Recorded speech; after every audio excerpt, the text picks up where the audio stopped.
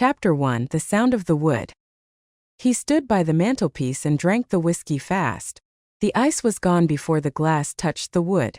It was an old cabin, smelling of pine smoke and damp wool, and the only light came from the sputtering fire. She was in the bedroom, moving things, making the sounds of a woman preparing to leave or a woman preparing to stay a very long time. It was a fine distinction, and he did not yet know which sound it was, nor did he ask. The silence between the movements was the worst part. The rain had been falling for 2 hours when he pulled the car up the dirt track. It was the heavy rain that came off the Pacific coast in November, meant to soak into everything and settle for days. The engine ticked as it cooled. He sat for a moment, the keys still in the ignition, and looked through the smear of the windshield at the dark shape of the cabin. It had been his father's place, and then it had been his. Now it was theirs, which was the difficult part. He turned off the lights and got out, pulling his bag from the trunk. The air was cold and clean. The weight of the canvas bag was familiar. It held his life for a week, or maybe forever. He felt the mud suck at his boots as he walked toward the door. The porch light was burned out, and he swore under his breath. He knew the steps anyway. He let himself in, dropping the bag just inside the door. The cabin was warm. She had banked the fire well. He walked toward the hearth, shaking the rain from his coat. He saw the empty whiskey bottle on the small table next to the armchair, the label facing up like an accusation. He hadn't bought it. He looked toward the hall that led to the bedroom. "I'm here," he called out. The movement stopped. There was a pause that stretched long enough for the sound of the rain to take over the room again. "I know," Sarah's voice finally came, flat and without inflection. "The sound of your engine has a particular cadence now." He walked over to the mantelpiece. He picked up the empty glass and looked into it. "Is there another bottle?" he asked. "Look in the cupboard above the stove." "I haven't touched that one." He went to the kitchen and found the bottle of cheap bourbon behind the coffee mugs. It was sealed. He poured 2 fingers into the clean glass he found in the drying rack. He drank half of it immediately, feeling the burn settle the cold in his chest. When he turned around, she was standing in the doorway. She wore his heavy blue flannel shirt, the sleeves rolled up to her elbows. Her hair was still damp from a shower. She had a towel draped over her shoulders. She looked tired, but the tiredness was clean, not the usual exhausted mess of the city. He saw the color high in her cheeks. She was always beautiful in the mountains. "You look well," he said. It was the truth, but it sounded like a lie spoken across that distance. "I'm not," she said. She didn't move from the doorway. "But thank you for the compliment." He took another sip of the bourbon. "Did you finish the manuscript?" "Almost. I'll send the final proofs tomorrow morning if the line holds." "That wasn't why I called you here." "I know," he said. He leaned his shoulders against the kitchen counter. "I'm here because you told me to come." "No. You're here because you were tired of what was happening back there." She tilted her head, watching him. "You needed the distance."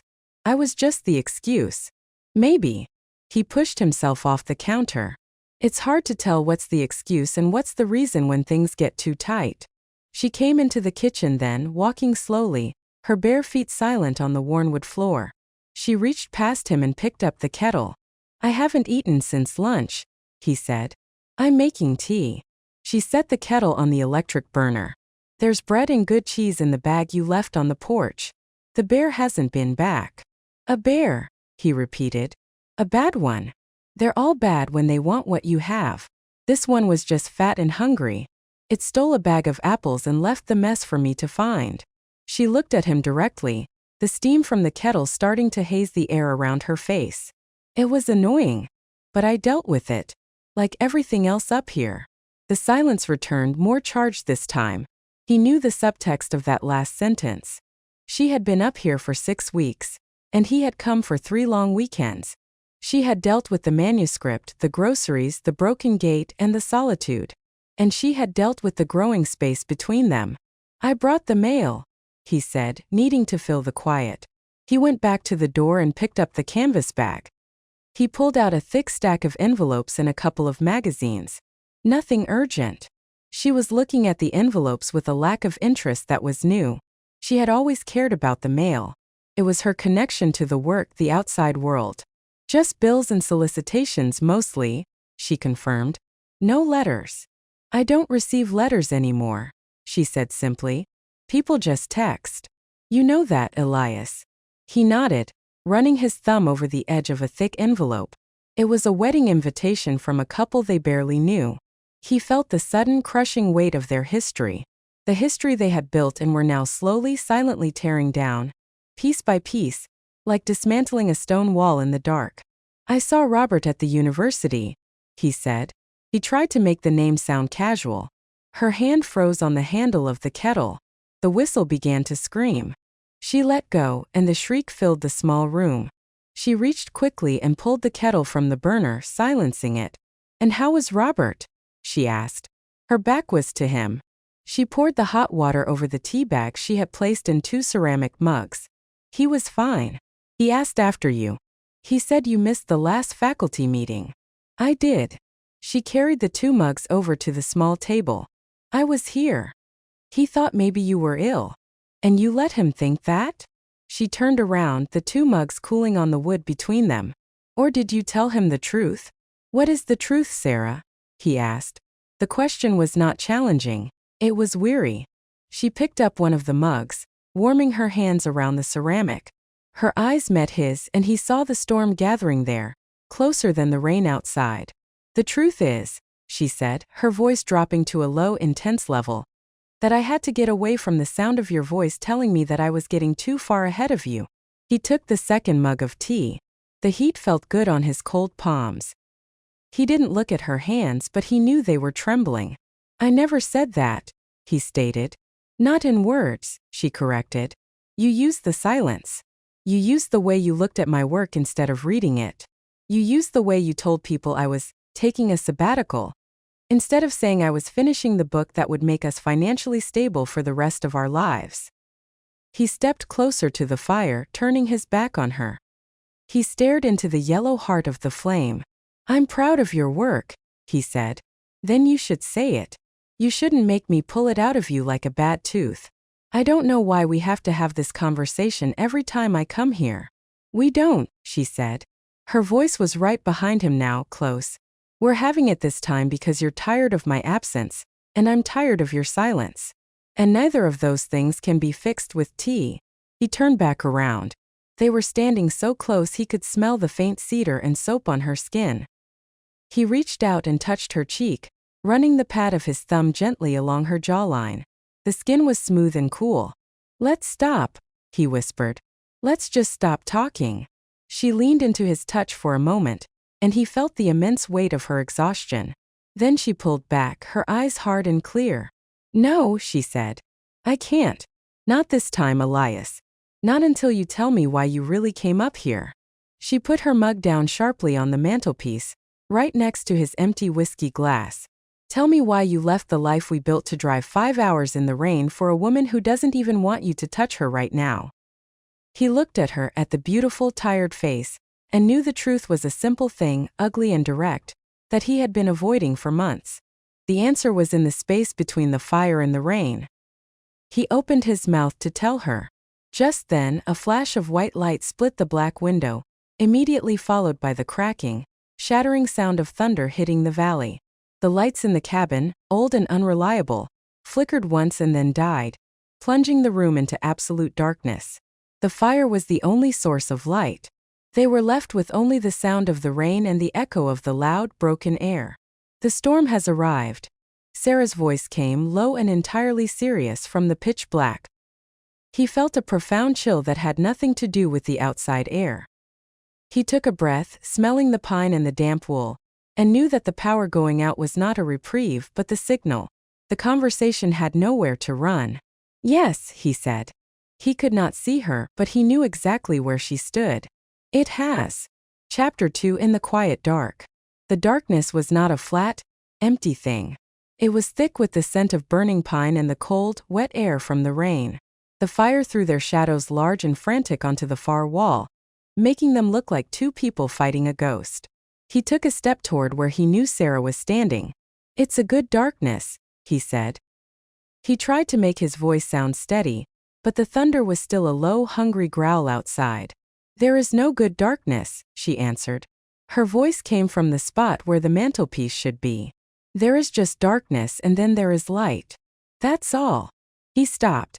The step had closed the distance, but the loss of sight had made the space between them wider. He felt for his tea mug on the wooden table, found it, and took a drink. It was still warm, but the heat did not reach his throat.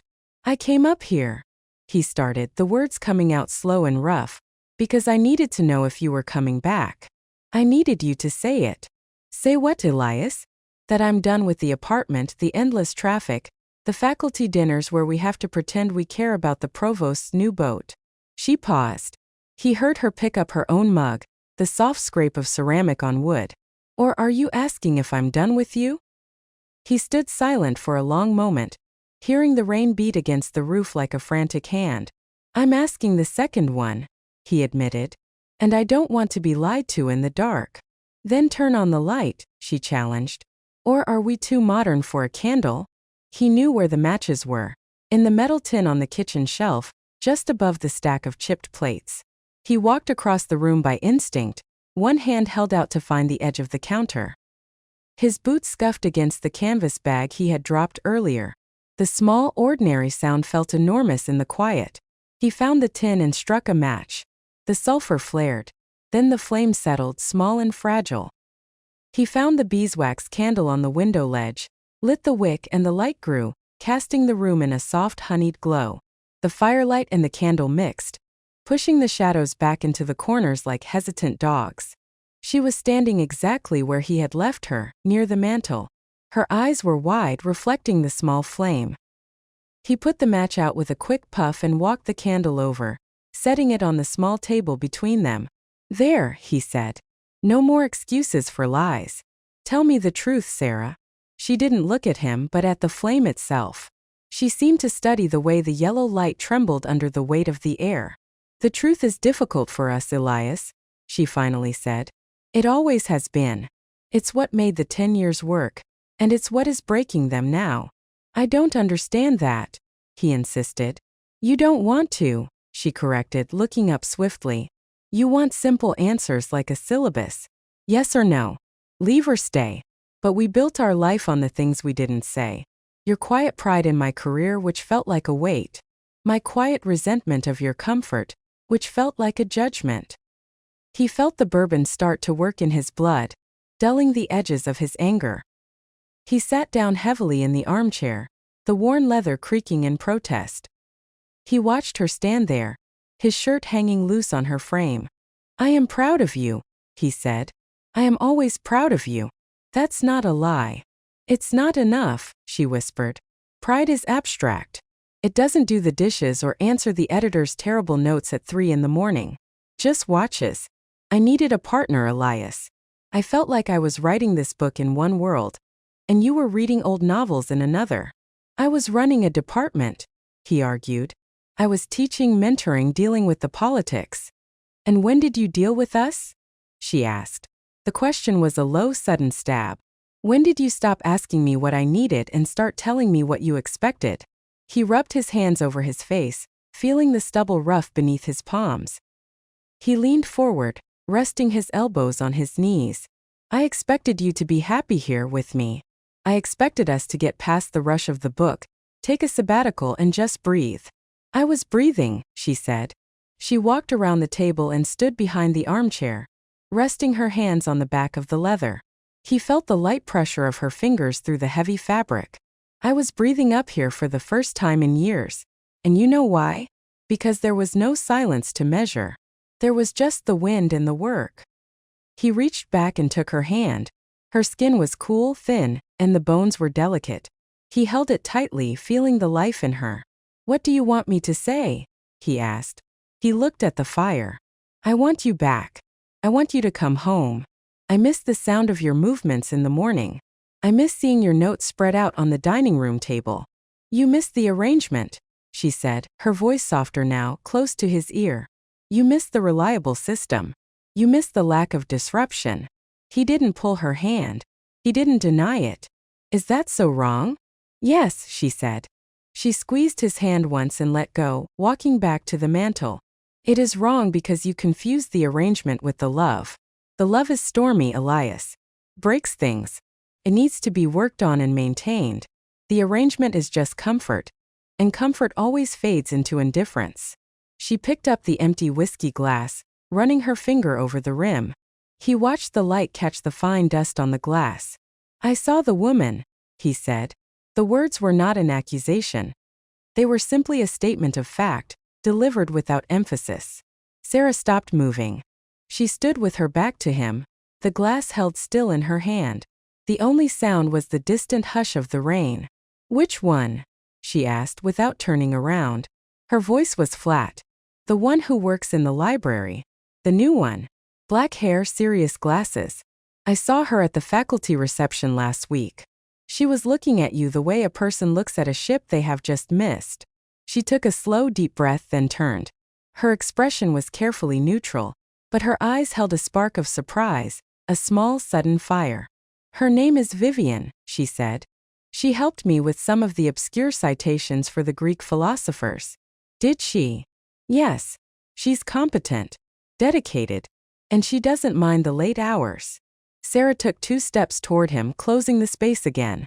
She set the empty glass down on the wooden side table with a soft clink. And you saw her looking at me. Did you see me looking back? He hesitated. He remembered the brief, intense conversation, the shared laughter over something technical and dry.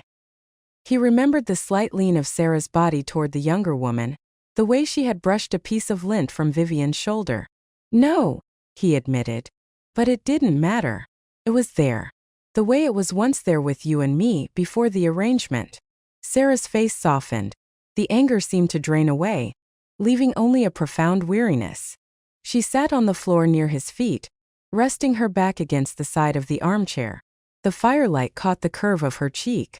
I didn't call you here for that, she whispered. Not for Vivian or any of the others who will come and go. I called you because I finished the book. And now I have nothing left to hide behind. She looked up at him, her eyes dark in the candlelight. I have no work. No deadline. Only the silence of the cabin, the sound of the rain, and the question of whether I want to live in the arrangement or risk living in the love. He reached down and touched her hair, letting his fingers trace the damp, cool strands. The gesture was tentative, not demanding. And what is the answer? He asked. His voice was very low. She leaned her head back against his leg, a movement of complete surrender. I don't know, she murmured. But I have to know. And the only way to find out is to stop leaving and start staying. For a week, Elias. No cars, no phones, no work. Just the cabin, the fire, and us. And the storm. He looked at the tiny, bright flame of the candle and then at the large, roaring fire in the hearth. The rain began to hit the window again with sudden, renewed violence. He knew she was right. It was time to stop driving away and start enduring the weather. All right, he said. He took a breath. A week. We stay. Good, she replied, her voice barely audible. She lifted her head, and in the sudden, hard light of another nearby lightning strike, he saw something else in her eyes, something deeper than the storm. Before we start, she continued, her voice gaining a sharp edge, there is one more thing you need to see. I found it in the small box of your father's things, the one you never opened. She pushed herself up slowly, her movement fluid in the dim light. She walked over to the built-in cabinet near the hearth and pulled open the bottom drawer. She reached inside, felt around for a moment, and pulled out a single thin envelope.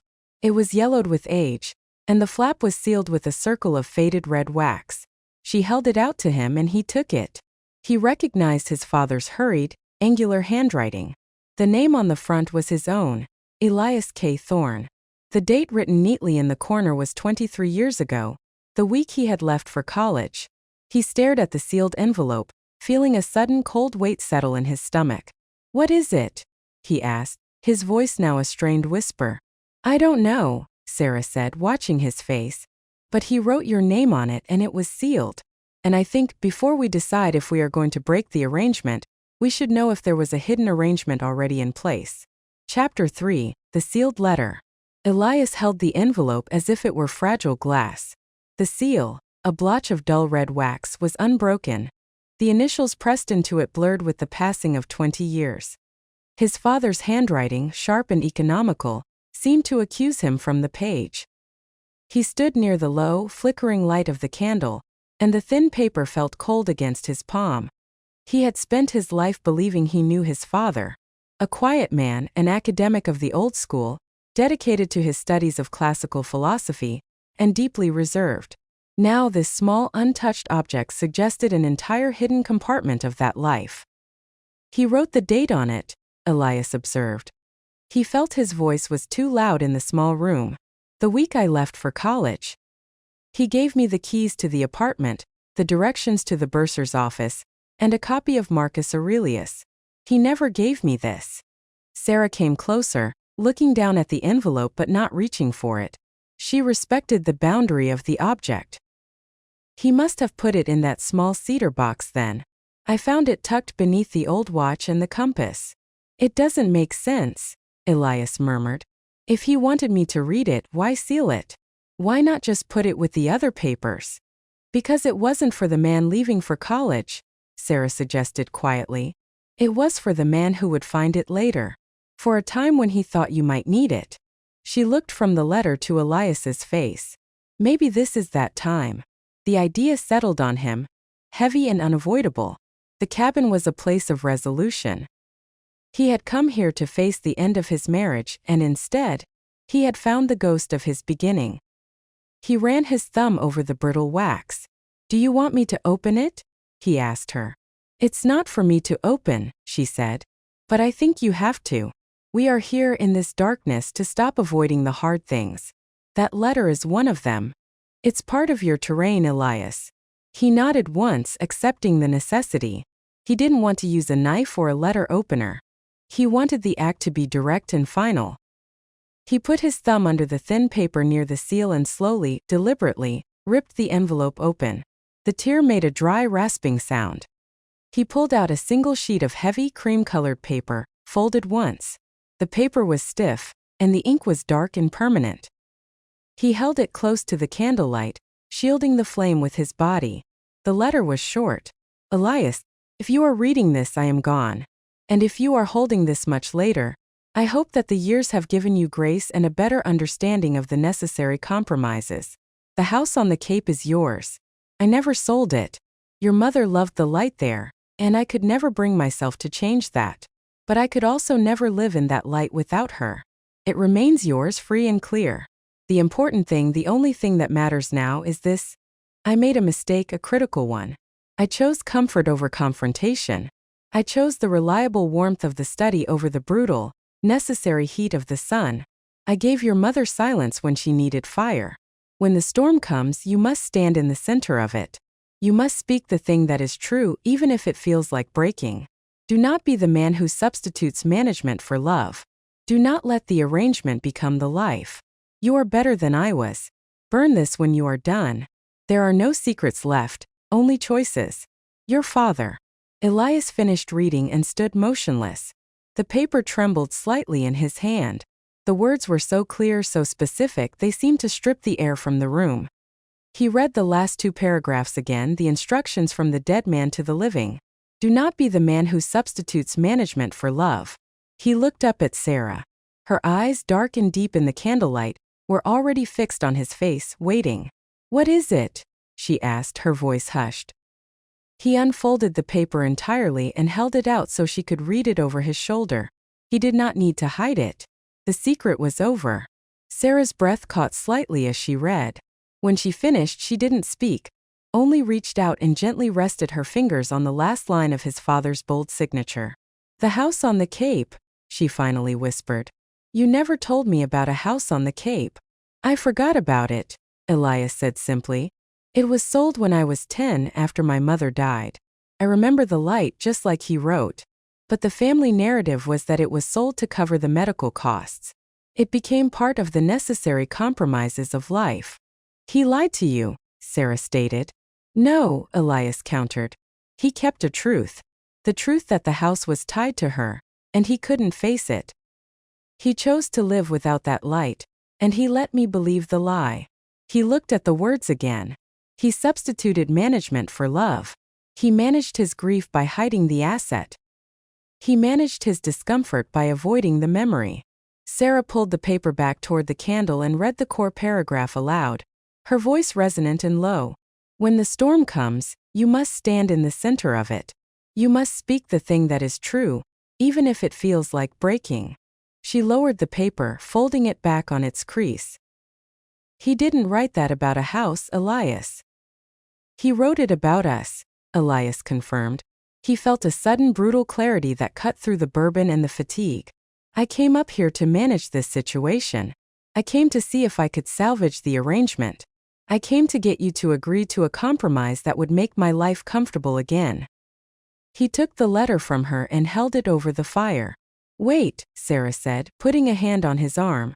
Don't burn it yet. He told me to, Elias said. And he told you not to be the man who substitutes management for love, she retorted. This letter is the truth. Keep it until you have spoken your own truth. You don't destroy the evidence until the trial is over. He pulled his hand back from the hearth. He looked at the letter, then at Sarah. The fire crackled, and the candle flame danced with the sudden shift in the air.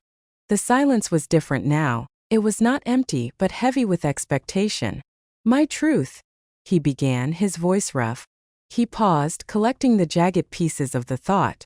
My truth is that I am afraid of your fire, Sarah. Your writing is so much better than mine, your ambition is so much cleaner.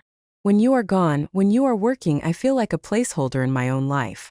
I used my work, my responsibilities, to build a wall against the truth of your talent. I substituted management for love because I was scared your success meant my obsolescence. He looked at her, standing in the low light, the relief and the sudden, raw pain clear in her eyes. It was a terrible thing to say, an ugly admission, but it felt clean. That's a fine truth, Elias, she said softly. It is honest. It is also completely wrong. How is it wrong? Because your success, she insisted, taking another step closer. Your deep, quiet understanding of the texts, your ability to inspire those terrible graduate students, that is my foundation. I do not want to be a lone star, Elias. I wanted a constellation. I needed you to shine with me, not hide your light to let me burn brighter. And when you stopped shining, it felt like abandonment. She reached out and took his hand. We built this arrangement because we were both afraid. I was afraid of being alone with my success, and you were afraid of being diminished by it. But we don't have to keep it. We can choose the storm. The candle began to sputter. The air grew colder, and another, closer peal of thunder rattled the window panes. He felt her fingers, warm and strong, interlaced with his own. He was standing in the center of the storm, as his father had commanded, and it did not feel like breaking. Felt like rebuilding. The house on the Cape, he said. It's near the water. The light is incredible. We should go there. Not now, she said. We stay here. We stay in this darkness until the sun comes up. She moved closer, resting her head against his chest. We'll deal with the house later. We have to deal with the silence first. He held her tightly, inhaling the clean scent of her hair, the smell of wood smoke and damp wool. He was about to tell her he loved her, to offer the simple, easy word that had always been too available. But she pulled back slightly, looking up at him in the dim light. The day I left, she said, her voice dropping to a low intensity, I got a call. From Robert. He wasn't asking about my health. Elias's grip on the letter tightened. The clean, honest moment shattered, replaced by a sudden metallic taste of fear. What did he say? He said the dean was putting together the final proposal for the new chair of humanities. He said they were choosing between the two best candidates. He said you were one of them, Elias. She paused, her eyes piercing the gloom. And the other was Vivian. Chapter 4. The other candidate. Elias felt the grip of the storm move from the windows to his chest. The knowledge landed heavy and cold, replacing the fragile warmth of his confession. He had been so focused on the internal crisis, the arrangement, the letter, the fear, that he had missed the external professional threat. And the threat had a name. Vivian, he repeated. The name tasted like ash. Robert told you this? When? The day I came up here, Sarah said. She didn't release his hand. She held it with a firm, almost proprietary pressure. A week after the first committee meeting. He said he was only telling me because he was your friend, and he thought I should prepare you. Prepare me for what? Elias asked, his voice sharp. He pulled back, walking a short distance away to face the dying fire. For competition? I've been competing for positions for 30 years. Why would he call you? Because the dean's office knows about us, Elias, she said, her voice quiet but carrying weight. They know about my success. They know about my 6 weeks of self-imposed solitude. They know you came up here and left your duties behind. I took 2 days, he countered, turning to look at her, his silhouette tall and dark against the candlelight. And Vivian took none, Sarah finished. She is there. She is present. She is doing the work in building the alliances. Robert implied that if you could show the committee a stable, unified front, if I came back to the city with you immediately, your chances would increase. The words hung in the firelit air, raw and damning. The entire complicated architecture of their personal crisis was being measured, weighed, and judged by the university. His father's words echoed in his head. Do not be the man who substitutes management for love. So he didn't call to check on my health, Elias said slowly. He called to put pressure on my marriage. He called to tell the wife of the best candidate that the institution had an opinion on her absence, Sarah corrected. She walked to the hearth, picking up a heavy iron poker. She jabbed at the smoking logs, sending a brief spray of sparks up the chimney. The fire caught with new energy. And you didn't tell me this when I walked in? He demanded. The fatigue and the bourbon were fighting with a sudden surge of adrenaline. You let me sit here, drink, and stumble through a confession about my self-pity.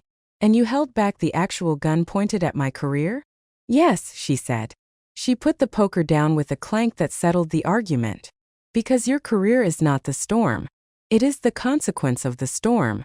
If I had told you immediately, you would have packed your bag, driven back, and found a way to manage this situation. You would have used me as the proof of your stability, instead of looking at the truth of your fear. And your truth, he said, moving closer until he was standing over her. What does it demand? That I stay here and lose the chairmanship to the woman who helped you with your Greek citations? Sarah looked up at him. The firelight played across her face, softening the sharp angles. I demand that you decide who you are. The Elias who manages a respectable, comfortable life, or the Elias who stands in the center of the storm. The chairmanship is the carrot. The fear of losing is the stick. I am not a factor in that calculation. He stared at her, seeing the absolute conviction in her eyes. She was right. He had been a manager for too long. He had traded the messy, demanding work of a true academic, the risk, the challenge, the passion, for the quiet maintenance of a department and a good salary. He had become his father. He sat down on the rough stone hearth, next to her. The warmth felt good against the chill of the evening and the cold reality of the news. I don't want to lose that position, he admitted, his voice barely audible over the rain. I've worked for it. I deserve it. Then go back and fight for it, she said simply. But fight with honesty. Don't go back and pretend that everything is perfect, that your wife is just taking a short break. Go back and tell them the truth, that you needed to step away from the politics to save the one thing worth having. Tell them that you are choosing life over the arrangement. He took a deep breath, smelling the pine, the whiskey, and the smoke. And what does that choice mean for Vivian? It means nothing for Vivian, Sarah said, picking up the empty whiskey glass again, turning it in her fingers. She is a good candidate, but you are the superior one. You are the better scholar. You are the leader. Your only weakness is your fear of genuine disruption. You speak as if this is a certainty, Elias said. You sound like you've been practicing this speech. I have, she confirmed, looking straight at him. I practiced it every night I sat here, writing proofs and listening to the wind, wondering if you would ever understand. I practiced it for the man who needed to hear it. She set the glass down. Elias, I want you to win. But I need you to win as the man I love, not the man I left. If you go back and lie and you win, you will destroy what we have started here tonight. We will never recover the truth. But if you go back and tell them what is real, and you lose, we will still have everything. He reached out and took her hand again, this time with certainty. He felt the delicate bone structure, the strong grip. He finally understood the distinction his father had made. The difference between comfortable preservation and essential risk. "I will call the dean tomorrow," he said. "I will tell her that I was on emergency leave to address a severe personal crisis, and that the crisis, messy as it is now resolved. I will tell her I am back, and I am ready to lead the department toward greater intellectual honesty, even if that honesty costs me the position." Sarah didn't smile, but her eyes held a soft, deep relief that was better than any smile. That's the man who wrote his first book in a borrowed attic with nothing but coffee and ambition. He was also the man who used coffee as a crutch and ambition as an armor, Elias countered. "I am done with the armor." He stood up, pulling her gently to her feet. The cabin was warm, and the thunder had begun to fade into the distance, becoming a low, steady rumble. The fire was burning bright. "It's late," he said. He looked at the sealed, opened letter lying on the mantelpiece, then at the empty whiskey glass. "The storm is passing. We need sleep." "Yes," she agreed, her voice soft. "But we are not going to the bedroom." He looked at her, his eyebrows lifting slightly. "Where are we going, Sarah?" She turned and walked to the far end of the cabin, toward the small window that faced the black ridge of the mountain. She pulled the curtains open. The rain had stopped. A sliver of moon, weak and high, was visible through the fast-moving clouds. "I want you to see what the storm revealed," she said. "I want you to see what I have been seeing alone for 6 weeks." She pointed out the window toward the mountain. Elias stepped up beside her, looking into the cold, deep night. The valley floor was still pitch black, hidden by shadow and fog. But high on the exposed crest of the ridge, where the wind had stripped the clouds clean, there was a single improbable light. It was a small, steady beacon, a lamp burning in the absolute darkness. It looked too high, too remote to be a house. "What is that?" Elias asked. "It's not a house and it's not the moon," Sarah whispered, leaning her head on his shoulder. "It's a fire lookout station. It's been abandoned for 50 years, but I've seen that light every night since the first good storm. It turns on when the power goes out." "Impossible," Elias murmured. "It would have to run on its own generator. And who would maintain it?" "Exactly," she said, her voice full of a quiet, thrilling mystery. "That's what I want to know. And the only way to find out is to stop looking from the window and start climbing the mountain." She turned back to him, her eyes bright and challenging in the dark. "That light is a choice, Elias. It is a risk. It is a truth we don't know yet. And I want you to climb it with me tomorrow morning before the sun burns off the fog." He looked from her face to the distant, steady light, feeling the pull of the unknown, the lure of an answer that lay at the end of a climb. He finally felt a necessary curiosity, a genuine ambition that had nothing to do with the faculty committee. "We climb," he agreed. "Good," she said, her expression shifting from challenge to something softer and more intimate. "Now we sleep. But not in the bedroom. We sleep by the fire.